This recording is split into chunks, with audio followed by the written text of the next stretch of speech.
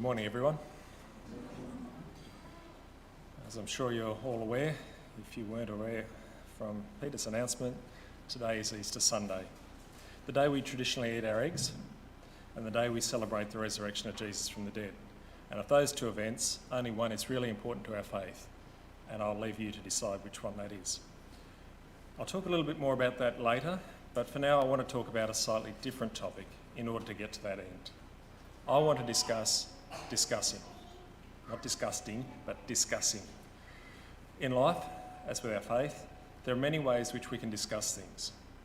To help our understanding, to help others overcome difficulty, to encourage others, to gain some advantage or to seal a deal, and particularly when we have a difference of opinion. Recently, I was having a chat with somebody about debating, of all things. Now, unfortunately, I can't remember who that person was, but thank you for setting me on this path of this Exhort, and I apologise in advance if I've stolen the thunder. It took me back to my high school days where we used to have school debating teams that would go around the region and hold debates with other country schools. I don't know if we still do that sort of thing these days, and I guess I'll find out in a couple of years. High school debates usually had 3 speaking members on each team.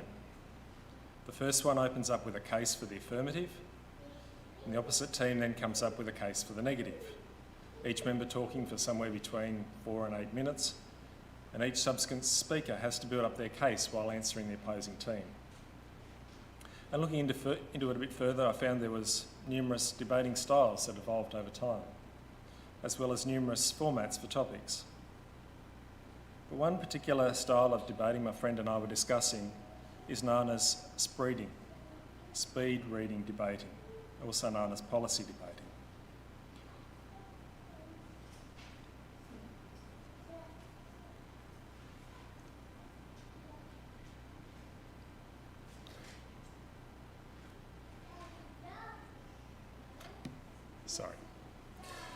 So, since I'm not in a parliamentary debate, I use Wikipedia to define speeding. It's the act of speaking extremely fast during a competitive debating event, with the intent that one's opponent will be penalised for failing to respond to all arguments raised. It's the portmanteau or combination of speed and reading.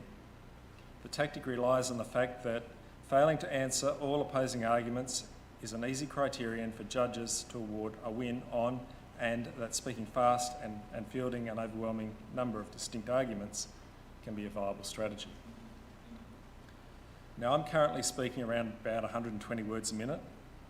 Speaking extremely fast in this case is somewhere in the region of 350 words per minute.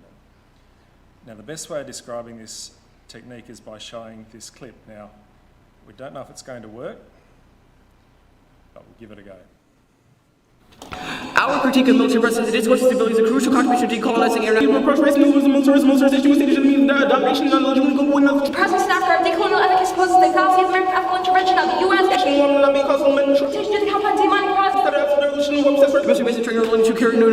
Only two codes in this network, but there are sites examined in places where the apparatus of military power torches the ground.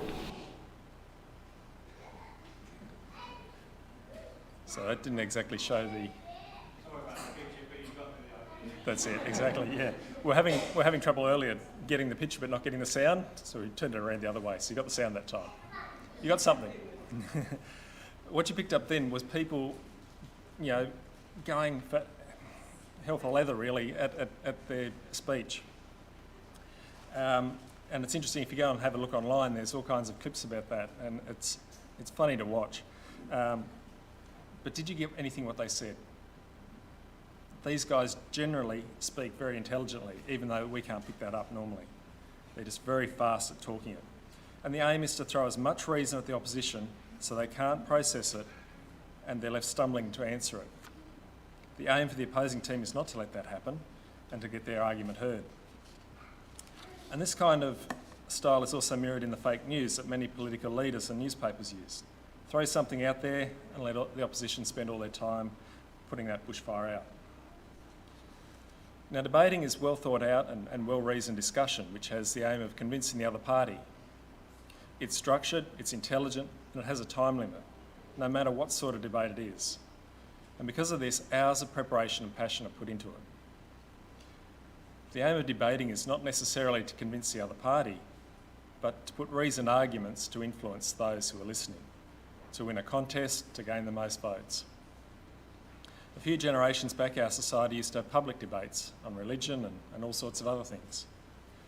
We don't see them so much these days other than in pre-election debates that state and federal leaders use.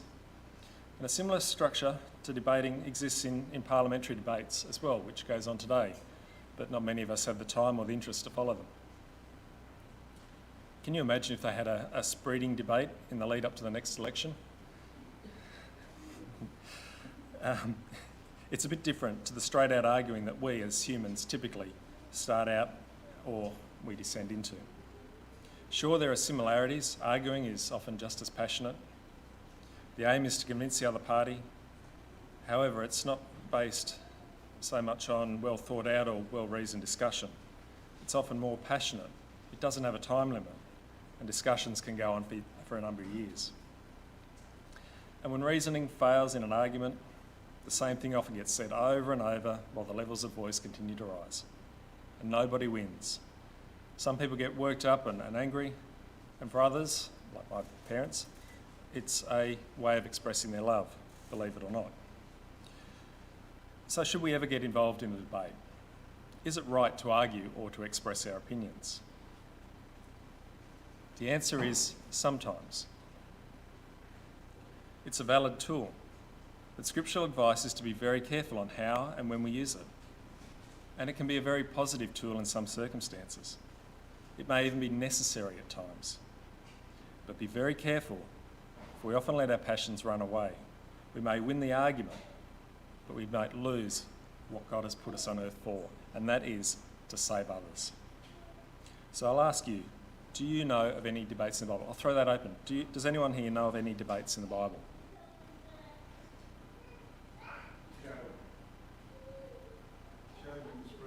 Yeah, that's a good one. Oh, come on, you've got to know more debates than that. There's stacks of them. Okay. Here's a few that I've come up with. Now, debating is not necessarily the same format as what we know in Parliament or in high school debates, but you've got Moses with Pharoah, who used a form of debating and rhetoric to establish God's power, back and forth in a formal fashion. You use Job, and the record is about him debating logically with his friends, as Dave just brought out. And what was the end result? What was the end result of Job's debate? It established God's authority, but it led to quite a bit of animosity amongst his wife and his friends. And was it a positive lesson? I think the conclusion is in chapter 42, where God is exonerated and man is humbled, which is an interesting theme. What about another one? What about Jonah with God? And the 4 chapters of Jonah ends without knowing if that debate or that argument was resolved between Jonah and God. And what value did it give Jonah? What value did it give his contemporaries? What value does it give us? There's Stephen in Acts chapter 6 and 7. Sure, Stephen won that debate. He really sold the gospel effectively, but he lost his life in the process.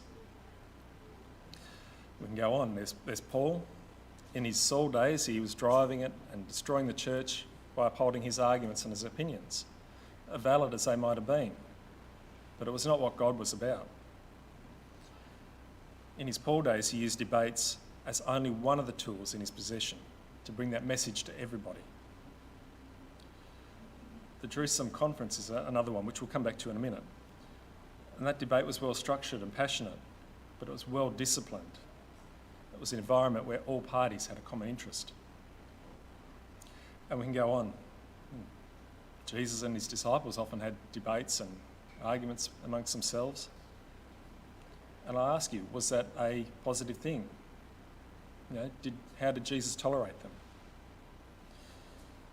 And so on and so forth. There's a number of different debates in the Bible. And with those different debates, there's a very mixed track record of the success of those debates through Scripture. and there are many wider impacts. Generally, they didn't do that much for the individual in the moment. So we must too be careful and reasoned and know where the process will take us before we start on that journey. And when we're taking on a discussion or getting ourselves worked up over a difference of opinion, we can lose sight of why we were put on earth. We can smash our opponent out of the water by our wisdom and all our knowledge, but at the same time we can end up becoming the biggest fools on earth. And wisdom and foolishness are two poles in the theme of the Proverbs. In Proverbs chapter 6, it says, not to answer a fool according to his foolishness, or you'll end up just like him. But the next verse says, to answer a fool according to his foolishness, otherwise he'll be wise in his own opinion. The Message Bible puts it, don't respond to the stupidity of a fool, you'll only look foolish yourself. Answer a fool in simple terms so he doesn't get a swelled head. And in some ways it's a witty way of saying to pick our battles. If you're dealing with a fool, then there's no winning solution, or at least give careful thought as to how and when you do go and start that battle or that conversation. Proverbs and Ecclesiastes talk about wisdom and foolishness so often. They put them as polar opposites. They tell us not to be like the fool, and they tell us about his personality. And they tell us rather to be like the wise and to have their disposition. And part of our thinking process is to compartmentalise. Try saying that. When you've, I was going to say something then too. Part of the thinking process is to compartmentalise others based on the way they impress us. We compartmentalise. We put people in boxes, is what I'm saying. And I tend to think everyone who doesn't agree with my point of view is a fool. And we can look at that message of Proverbs without seeing that true depth to it. Sure, people do foolish things sometimes. Some keep repeating them. Stupid is as stupid does is a saying from Forrest Gump, I think. But for the most part, foolishness and wisdom goes beyond what we simply know, or how clever we are. They are often two sides of that very same coin. We all have wisdom, we all have foolishness, and sometimes it's a very, very fine line between the two in any situation. It's like looking at black and white when we're all various shades of grey. So if we look at that proverb again, the fools in our lives aren't a specific group of people. They can be anybody, including ourselves. They can be people we work with, go to church with, be our friends or our family. And I believe the point of that proverb is to not lose sight of the bigger picture. It's not to lose sight of that bigger picture before you enter that passionate discussion. Use your head along with your heart. So when we read it again from that perspective, I believe it also says, if you regard your opponent simply as a fool, real or perceived, you're on a highway to nothing. If you're looking to answer the fool as an end in itself, you're not using your street smarts. You're missing far greater opportunities, and you won't do yourself any favours. Proverbs 28 verse 26 provides this definition. The one who trusts in his own heart is a fool, but the one who walks in wisdom will escape. So what is walking in wisdom in this proverb? It's obviously not trusting in your own subjective feelings. It's not saying not to have them, well, they aren't good, but don't necessarily rely on them. Use your head. Don't think so highly of yourself and let others' opinions, fall by the wayside. But take on others' opinions. Let go of the ones that aren't productive and use the ones that hold value to build on your own and to look in the whole process of what God has called you to. No one is wiser than themselves. And interestingly, just over half the references to fools in the Bible are found in Proverbs and Ecclesiastes. In Ecclesiastes, Solomon tried to understand both extremes, the foolish and the wise. In Ecclesiastes 2, verses 12 to 17, next I decided to consider wisdom, as as Solomon says in his opening argument, as well as the foolish behaviour and ideas. For what more can the king's successor do than what the king has already done? And I realise that wisdom is preferable to folly, just as light is preferable to darkness. The wise man can see where he's going, but the fool walks in darkness. Yet I realised the same fate happens to them both. So I thought to myself, the fate of the fool will happen even to me. And what did I gain by becoming so excessively wise? So I lamented to myself, the benefits of wisdom are ultimately meaningless. For the wise man, like the fool, will not be remembered for very long.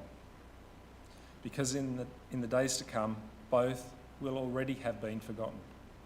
Alas, the wise man dies just like the fool. So I loathe life, because what happens on earth seems awful to me. For all the benefits of wisdom are futile, like chasing the wind. Solomon explored life and its pitfalls and opportunities, and he concluded that there was no easy answer. That sometimes the outcome of the wise and the foolish are indiscernible. That the benefits of wisdom were like chasing the wind. It just frustrated him.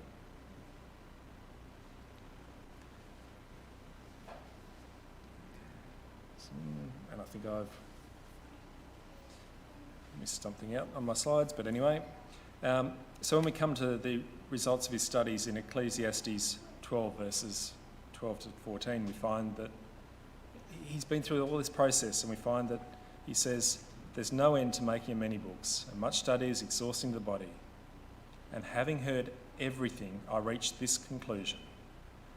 Fear God and keep his commandments, because this is the whole duty of man.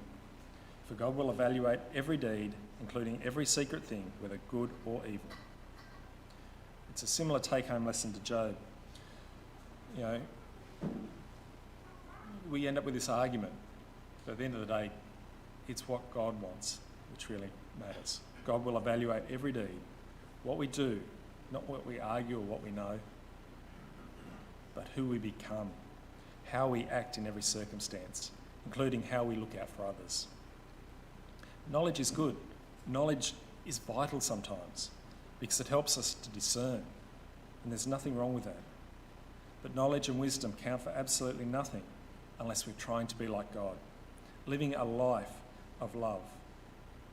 Now, with that in mind, let's have a look at the Jerusalem Council of Acts 15.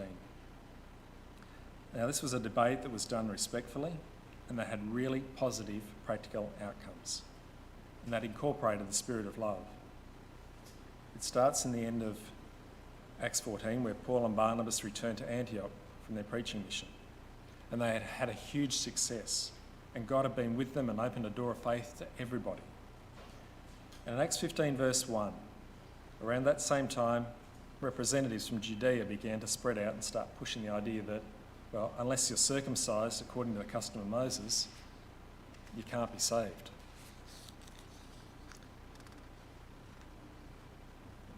And the approaches and outcomes of the two messages were diametrically opposed. So the two parties had a major argument and debate. And it seems like this was an ongoing argument that resulted in a more formal debate to thrash out the issues. Now, they weren't entirely resolved, but it seems Paul and Barnabas presented a firm and reasonable case, and because they did so, they were delegated to meet up with those in Jerusalem. In verses 4 to 5, they got to Jerusalem and they reported their findings to the apostles and elders as part of that group. And part of that group was also the party of the believing Pharisees. They stuck to their guns about circumcision, observing the law of Moses. Now remember, these were massive changes to a system of faith that had been evolving, very rapidly. The Jewish system of faith had been established for thousands of years. And this kind of approach would have been like turning Christianity as we know it today into Muslim or into Buddhism on a mass scale within a matter of a few years. They were massive changes. Any issue our community has had in the past couple of generations would pale in light of this. However, the approach and attitude behind this case should set a good example for us in our everyday lives, whether they be with friends or family, whether they be in church, wherever it is. The discussion must have gone on for a bit because in verse 6 the apostles and elders met together to deliberate about this matter. And in verse 7, after there had been much debate, Peter stood up and proceeded to close out the debate in a style that somewhat aligns with modern debating. He led the opening case for the affirmative. He presented the case. And we won't read it now, but you can see it there on the screen.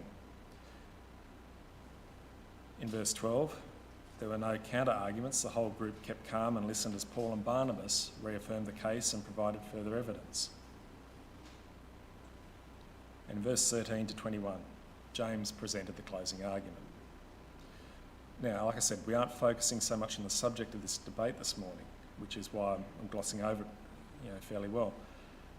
But what I want to highlight is the context of passionate discussion, the way that it brought resolution and a positive outcome. It wasn't just two sides pushing their take on the world. It was working together to provide the best practical outcome for all involved. It was driven from a higher perspective that is reflected in so many of the New Testament writings. It was driven by the intent of God's love, not about statutes of doctrine or personal views or dogmas.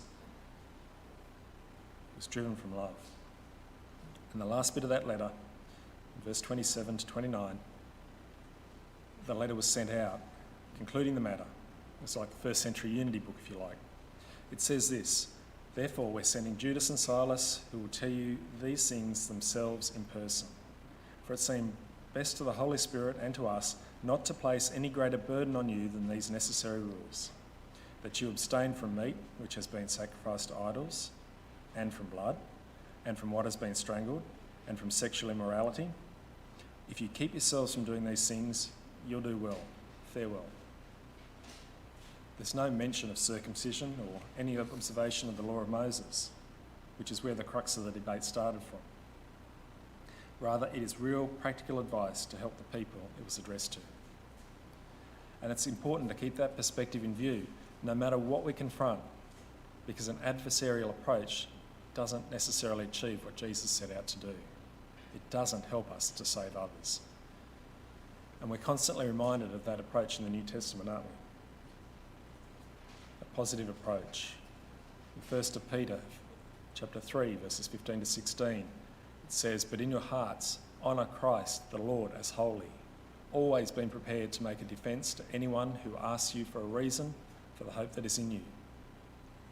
Yet do it with gentleness and respect, keeping a good conscience." In James 1, verses 19 to 20, "Know this, my beloved brothers, let every person be quick to hear, slow to speak, slow to anger, for human anger does not accomplish God's righteousness." In Titus 3, verse 9, it says, "But avoid foolish controversies, genealogies, dissensions, and quarrels about the law, for they are unprofitable and worthless. There's no value in them." And in 2 Timothy 2, "The Lord's servant must not be quarrelsome, but kind to everyone, able to teach, patiently enduring evil, correcting his opponents with gentleness." We can convince ourselves or others about what facts stack up or what our opinion is, but religion isn't about facts or opinions, is it? Church life shouldn't be about what dogmas we hold. Religion is becoming like God. It's connecting with God. It's seeking comfort and support from God. It's helping each other to do the same. And I want to look at that practical example of Jesus, the one that Peter read to us earlier, from John 8. And I think Jesus' response in that circumstance was incredible. It's counterintuitive. It blows away his opponents, not because that was his goal. His goal was about saving people, bringing them to the Father and bringing the Father to them. Jesus was teaching in probably the most prominent location of the Jews of that day, in the temple courts, when the experts in the law and religious leaders hit him with the perfect trap. they brought to him a woman who'd been caught in the act of adultery, a capital offence. And they challenged Jesus in relation to his take on the law. They knew his approach, and they wanted to bring charges against him publicly. Now, this wasn't a family argument around the kitchen table about some relatives who had an affair. This was a citywide case that would have been all over the front page of the paper or social media of the time. It was not only a legal case involving the death penalty, it had much higher stakes. It had the credibility of a leading rabbi at stake. Now, my first reaction, if I was in that circumstance, and quite possibly yours, would have been to start rebutting them from scriptural references. And certainly the Jews expected that. But Jesus had a different agenda. In verse 6, he bent down and wrote on the ground. Now look, there's been much conjecture about what he wrote, but I think it's not entirely relevant. I think he's just ignoring them. Perhaps he's letting the tension build. Perhaps he's letting the whole crowd adjust to the situation for maximum impact. When they persisted in asking him, he stood up straight and replied, "Whoever among you is guiltless may be the first to throw a stone at her." He totally agreed with the law, but he shifted the debate to the practical intent behind the law, to looking at behaviours consistent with its approach, and he found that everyone was left wanting. And he bends down and ignores everyone again. And as we know, the accusers filtered away because there was nothing else they could do. And when Jesus stood up again, there was no one left to condemn the woman. And Jesus said in verse 11, "I don't condemn you either. Go, and from now on, don't sin anymore." Now, we often cheer because Jesus put the Pharisees back in their place, as if that was the end game to this encounter. But the real power comes from the confidence that we can place in Jesus. He's the only one that can legitimately condemn us because he didn't sin, and yet he doesn't. He reinforces that he is there to save us and to help us, not to condemn us. He is operating on a much higher plane. The debate with the Pharisees melted away in comparison, and it is that plane that we are called to. So, today is Easter Sunday, the day we celebrate the resurrection of Jesus from the dead, the event our whole faith pivots on. And it's something that we celebrate most Sundays, isn't it? And that it is the new life that we've been enveloped in. It's more than a ritual, it's more than a creed. It's a power that takes us from being lost to our own devices to being sitting at Jesus' side in the heavenly realms today. So as we wrap up now, let's remember, debating or any other technique we use is not an end in itself. It's a tool to bring us, or to bring the situation, or to bring God out in that situation. And Jesus came to save us, not to prove a point. And in life, very, very few things are black and white. And we are all shades of grey. And we should value others' opinions. If possible, to see benefit or to work to a correcting of view together with the other party. And we should look at things from God's perspective. We should elevate our passions and our approach every single day. Because we're all here to become a little more like Jesus, a bit more like God, and a bit less like ourselves. So let's harness that power to build each other up, to encourage each other to be better people. Indeed, to reach out to all that we meet in love, like Jesus did. And let's be so thankful that Jesus rose from the dead. Through the power of God, he is one with the Father, and death has no more effect on him. And that has been done for our sake. The benefit is ours.